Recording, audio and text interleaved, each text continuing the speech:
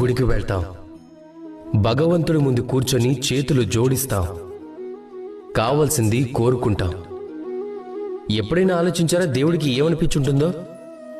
నా భక్తులు నా దగ్గరకు వచ్చేది కోరికలు నెరవేర్చుకోవడానికి కానీ నన్ను కలవడానికి కాదు అని.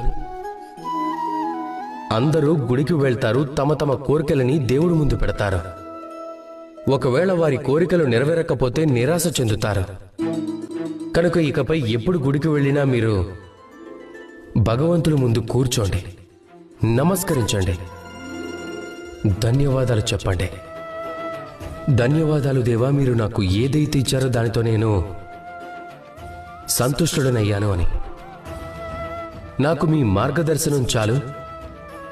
నేను చేస్తున్న కర్మల ద్వారా నాకు లభించే కర్మఫలంలోనే నేను కోరుకున్నవన్నీ లభించేలా చేయండి అని కోరుకుంటే. ఒకవేళ కోరుకోవటానికి మాత్రమే గుడికి వెళ్తే మీరు ఆ దేవుడు ముందు ఎంతో చిన్నవారైపోతారు. అలా కాకుండా మీ పనిని మీరు చేసి దైవానికి కృతజ్ఞతలు చెప్పడానికి వెళ్తే మీరు నిజమైన దైవాన్ని చూడగలుగుతారు. రాధాకృష్ణ.